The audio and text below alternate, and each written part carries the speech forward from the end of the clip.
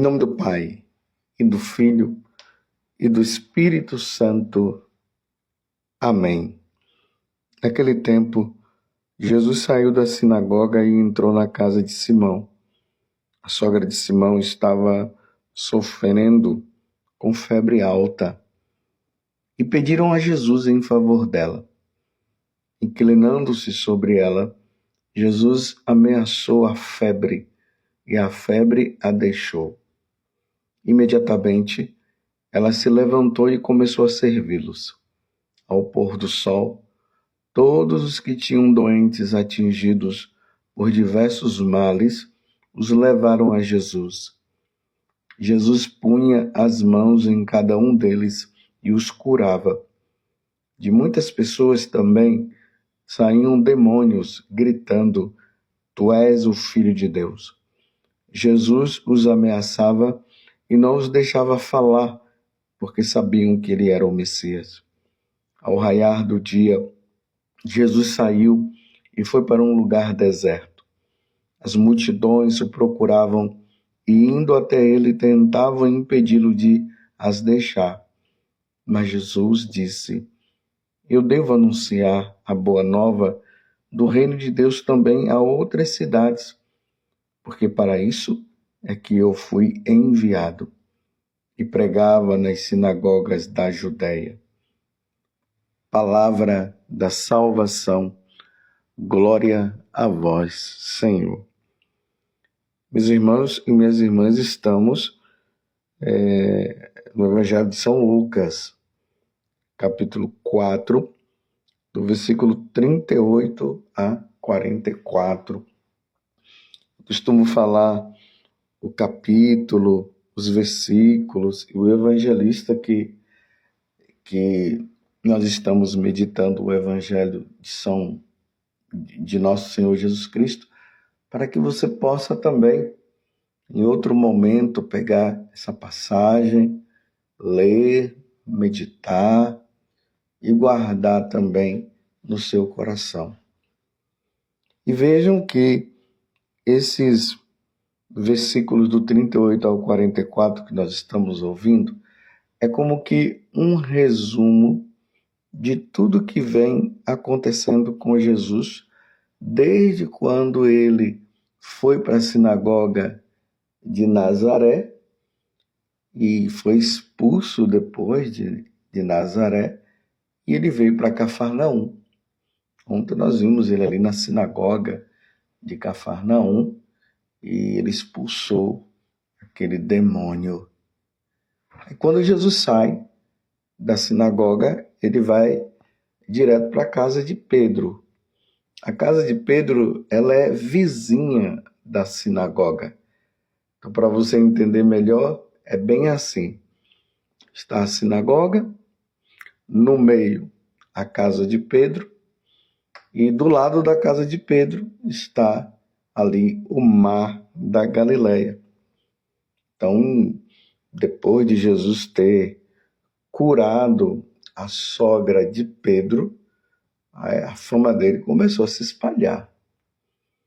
Porque agora Jesus estava curando pessoas, os demônios estavam sendo expulsos também das pessoas.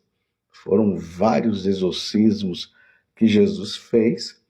E ali também nós vimos os demônios declarando que Jesus é o Filho de Deus. Jesus os impedia de falar, porque quem deveria reconhecer Jesus como Deus seria nós, porque os demônios já o conheciam. E era preciso também que Jesus morresse na cruz. Ele ainda não tinha morrido na cruz, mas ele precisava ainda pregar, anunciar a boa nova do reino de Deus. E aqui tem um detalhe nesta passagem do Evangelho que eu queria trazer como meditação para nós no dia de hoje.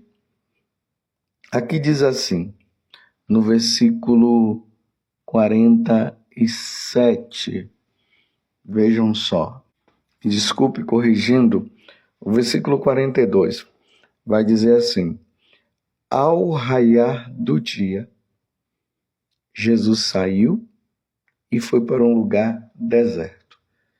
Então, Jesus está ali pregando, está curando as pessoas, os demônios estão sendo expulsos, e aí Jesus se retira para rezar.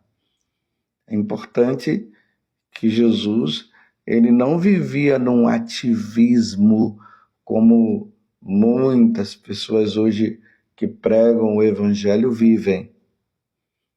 As pessoas querem mudar o mundo e acham que vão mudar o mundo com a força da palavra deles. Não, é preciso parar para rezar. O pregador do evangelho, aquele que anuncia a palavra de Deus, ele precisa ter tempo para rezar. Não é que Jesus precisasse, porque ele é Deus, mas Jesus ele dá esse exemplo para que nós possamos também seguir, e são os santos padres que falam justamente isso. Então Jesus para um pouco para rezar, justamente ali na madrugada. Os outros evangelistas mostram que foi na madrugada, outros falam que Jesus se retirou para rezar no final da tarde, depois de ter feito todas as coisas, mas o importante é ter esse momento de oração. Porque nós trabalhamos para Deus. São Paulo, na primeira leitura hoje, da primeira carta aos Coríntios, do capítulo 3, do versículo 1 até o 9, São Paulo vai deixar isso bem claro, que nós trabalhamos para Deus. E como nós trabalhamos para Deus, nós precisamos estar com Ele, precisamos tomar muito cuidado para nós não entrarmos nesse grande ativismo de vivermos falando de Deus, mas não termos tempo para estar com Ele. Fala-se de Deus, mas não se conversa, não se fala com Ele. Então Jesus, ele dá essa parada, ele vai rezar, e interessante que as multidões o procuravam. As pessoas estavam procurando Jesus, estavam indo atrás de Jesus. Ainda mais, como eu falei, estava curando os doentes, expulsando os demônios. Então as pessoas estavam indo atrás dele, e é isso mesmo. Precisamos ir atrás de Jesus. É atrás de Jesus que nós devemos ir. Nós devemos procurá-lo. Nós precisamos estar com ele. Cuidado, você que é católico, para diante dos desesperos que você vai passando no dia a dia, você deixe de procurar Jesus para ir procurá-lo em outros lugares onde ele não está. Por exemplo, quantos católicos que, no momento de desespero, vão ali atrás de outras religiões. Somos católicos. Jesus mesmo diz lá no Evangelho de São Mateus, no capítulo 11, ele fala: vinde a mim, vós que estáis aflitos, vinde a mim, vós que estáis com peso nas costas, e eu os aliviarei. Então, é atrás de Jesus que nós devemos ir. Repito mais uma vez, muito cuidado, para você não estar indo buscar solução para os seus problemas em lugares onde o nome de Jesus não é proclamado, onde Jesus não é reconhecido como Deus. São meras orações lá que o pessoal faz, mas adorar a Deus, reconhecer Jesus como Senhor, ali não é reconhecido. Cuidado com as pessoas que vão atrás dessas pessoas que ficam benzendo com folha disso e com folha daquilo. Você está me entendendo? Nós somos católicos. Nós já reconhecemos, nós já sabemos que o nosso Deus é o Senhor, como está dizendo o refrão do Salmo 32 de hoje. Feliz o povo que o Senhor escolheu por sua herança. E este Senhor aqui é nosso Senhor Jesus Cristo. Nós adoramos a Santíssima Trindade, que é um Deus em três pessoas, e nós vamos a Deus por meio da segunda pessoa da Santíssima Trindade. Eu sou o caminho, a verdade e a vida. Ninguém vai ao Pai senão por mim, e é Jesus Cristo. Porque Jesus, ele veio no meio de nós, ele se encarnou.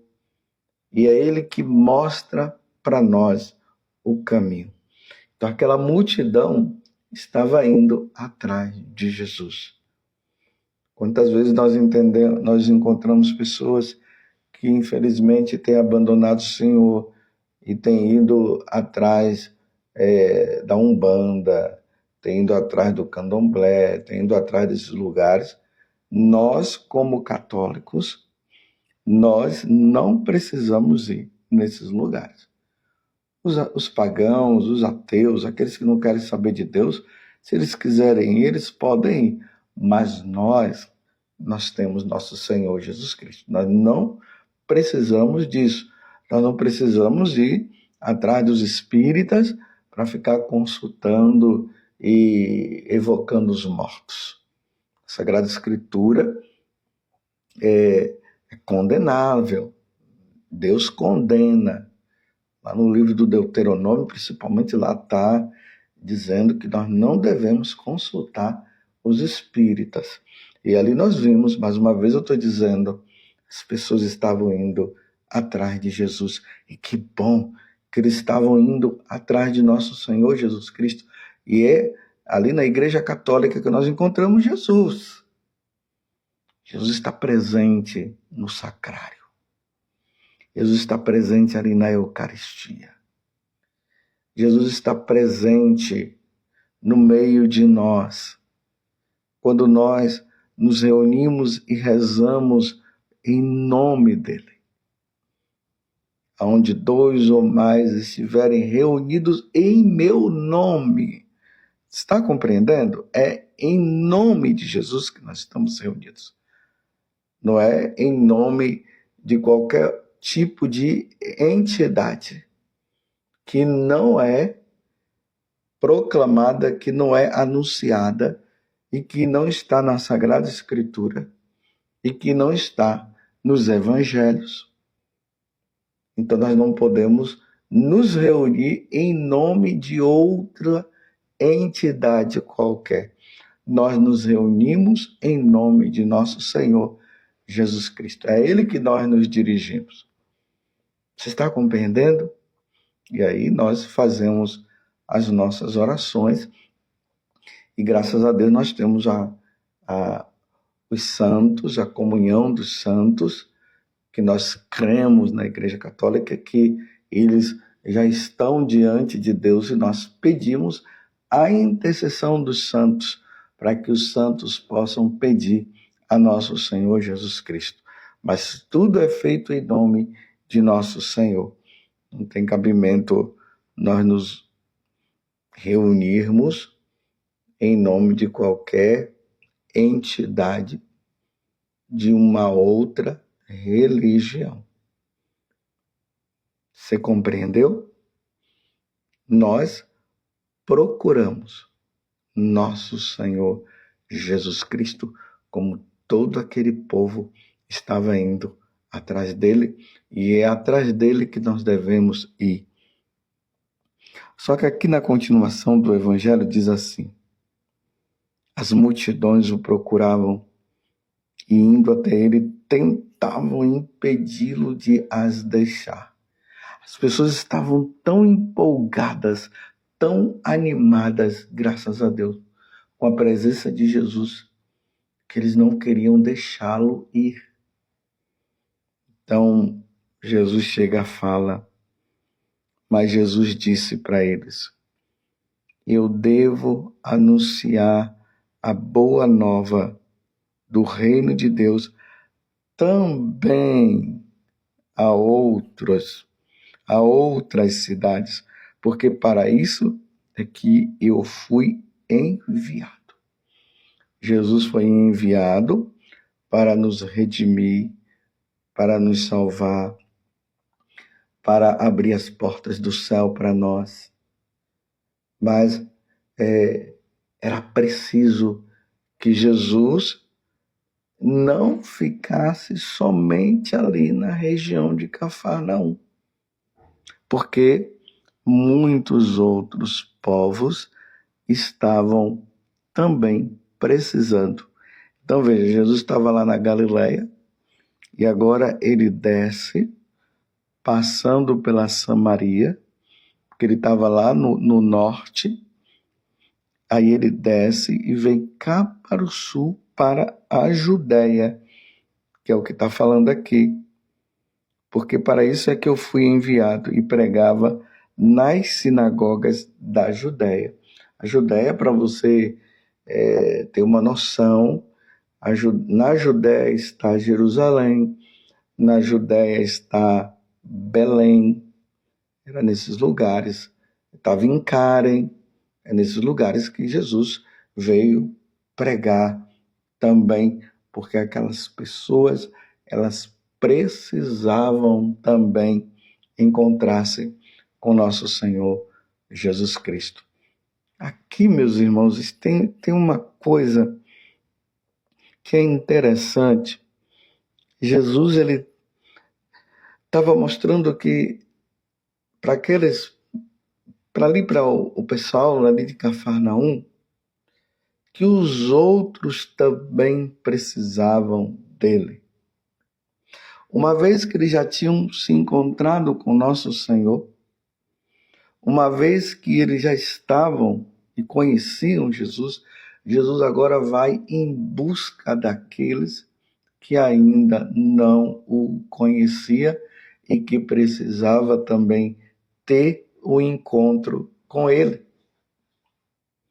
Que nós entendemos agora quando Jesus fala lá da parábola da ovelha perdida, que ele deixa aquelas ovelhas que estavam com ele, que já estavam ali, e ele vai em busca daquela que estava perdida. Jesus agora vai em busca das ovelhas que estão perdidas.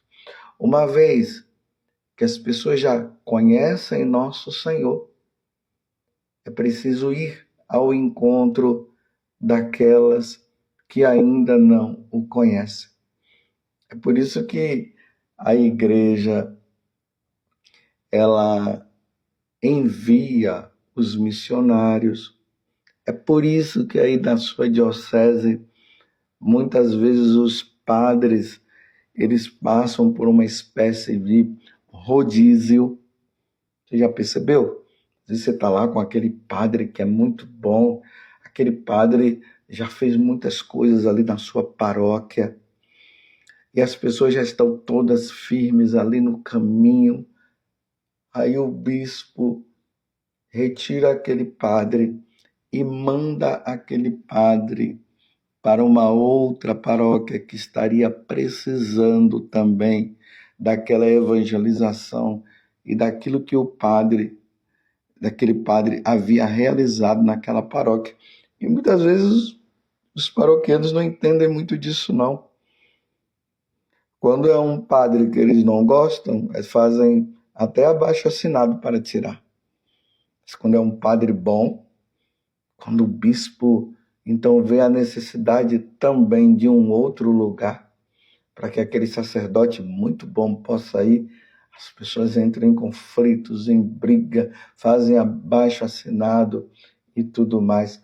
Mas é preciso compreender, meus irmãos, que a mão de Deus ela está ali. É preciso fazer também, embora não seja fácil para aquelas pessoas que já estão ali apegadas, que já gostam muito daquele padre.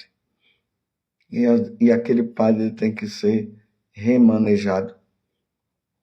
E isso é bem o que a primeira leitura está dizendo. Estava acontecendo isso também em Corinto.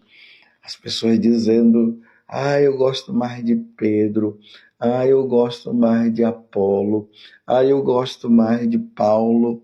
E aí aquela coisa toda. E aí São Paulo vai dizer Pedro, Paulo, Apolo não passam de servidores pelos quais chegastes à fé. E cada um deles exerce seu serviço segundo o dom recebido de Deus. Eu plantei, Apolo regou, mas Deus é quem faz crescer. Então, se Deus ele faz crescer as pessoas na fé, no seguimento de nosso Senhor Jesus Cristo naquele lugar, e agora Deus, por meio dos bispos, envia aquele sacerdote para uma outra paróquia, você precisa acreditar que aquele que está vindo, ele também vai semear, ele também vai realizar, porque quem faz a obra é Deus. E é justamente o que nós vimos no Evangelho.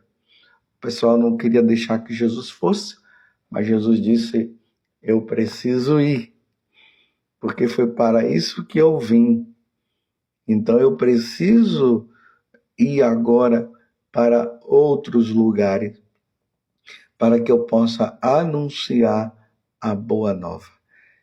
Rezemos, meus irmãos, pela igreja, rezemos pelos sacerdotes, rezemos para que nós possamos exercer bem a nossa missão, rezemos para que nós não sejamos apegados, porque Jesus também aqui não estava mostrando que ele não era apegado, então que nós não nos apeguemos às pessoas, que as pessoas também não se apeguem aos sacerdotes e que estejamos prontos para estes momentos onde o bispo transfere um padre de um lado para o outro para uma necessidade que aquela paróquia poderia estar vivendo.